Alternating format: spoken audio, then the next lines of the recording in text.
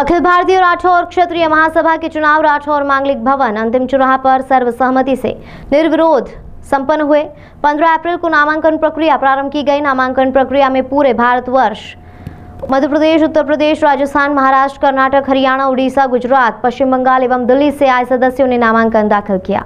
16 अप्रैल को अखिल भारतीय राठौर क्षत्रिय सभा के मुख्य चुनाव अधिकारी लोकेंद्र सिंह ठाकुर इंदौर ने सर्वसम्मति से निर्वाचित पदाधिकारियों की घोषणा की, जिसमें महासभा के अध्यक्ष पद के रूप में इंजीनियर श्री पुरुषोत्तम सिंह राठौर, ग्वालियर महामंत्री राजकुमार राठौर, इंदौर कोषाध्यक्ष दिनेश राठौर, राष्ट्रीय मंत्री राम सेवक ओजवार ग्वालियर, वरिष्ठ उपाध्यक्ष अशोक राठौर, उज्जैन संगठन मंत्री नरेश सिंह राठौर, महुगांव भिंड उपाध्यक्ष डॉक्टर राम लखन राठौर, कैलारस मुरैना सह कोषाध्यक्ष सुनील राठौर, देवास कार्यालय मंत्री महेश पंचोली इंदौर को नियुक्त किया गया।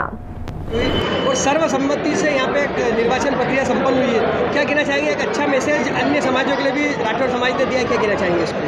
अखिल भारतीय राठौर क्षत्रिय महासभा का जो चुनाव था ये बहुत दिनों से पेंडिंग था और पिछली जो महासभा के पदाधिकारी थे उनकी जो गलत गतिविधियों के कारण ये चुनाव 3 साल अभी लेट हुआ, आगे बढ़ा। उसके लिए पूरा समाज निश्चित रूप से उनका भर्त्सना करके और आज ये महासभा के चुनाव करे। और इस महासभा में जो 11 नामांकन हुए, उस 11 नामांकन में मुझसे महामंत्री पद का पर्चा भी नामांकन दाखिल करवाया गया। लेकिन मैं चाहता था कि मैं चुनाव नहीं लड़ूंगा, लेकिन जब लोगों ने कहा कि भाई हम इस पद पर आपको निर्विरोध रखना चाहते हैं, समाज सेवा आपको करने के लिए आगे बढ़ाना चाहते हैं, तो निश्चित रूप से फिर मुझे इसमें नामांकन दाखिल करना पड़ा और मैं इसमें आज निर्विरोध रूप से महामंत्री पद के लिए निर्वाचित हुआ हूँ। और अगले 3 सालों में मैं अपने पद का ईमानदारी से निर्वहन करके समाज को आगे ले जाकर समाज की उन्नति में सहयोग प्रदान करूँगा, यही मेरा लक्ष्य है। राजकुमार राठौर, अभी वर्तमान में पद्मवंशी मारवाड़ी राठौर पंचायत ट्रस्ट का अध्यक्ष हूँ और आज से मुझे एक और अखिल भारतीय राठौर क्षत्रिय महासभा में महामंत्री पद का वो भार और मिल गया। जी हाँ, ये अखिल भारतीय राठौर क्षत्रिय महासभा के 3 साल में चुनाव होते हैं, उसके अंतर्गत मुझे निर्विरोध सभी ने चुना है।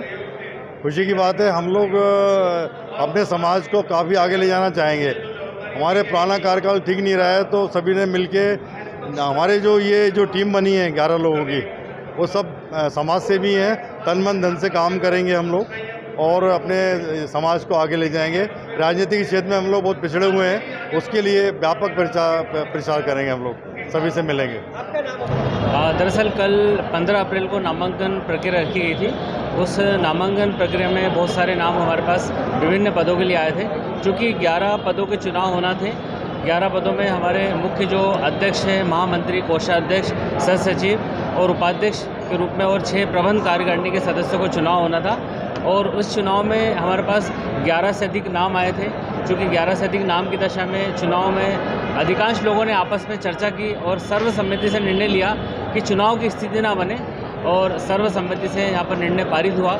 और सर्वसम्मति से यहाँ पर जो इस महासभा के अध्यक्ष के रूप में ग्वालियर से पधारे पुरुषोत्तम सिंह जी राठौर को अध्यक्ष के रूप में यहाँ पर सर्वसम्मति से उनको निर्वाचित किया गया। और चूँकि इंदौर के श्री राजकुमार जी राठौर को महामंत्री के रूप में निर्वाचित किया गया और कोषाध्यक्ष के रूप में हमारे दिनेश जी राठौर जो उन्नाव उत्तर प्रदेश से पधारे उनको कोषाध्यक्ष बनाया गया।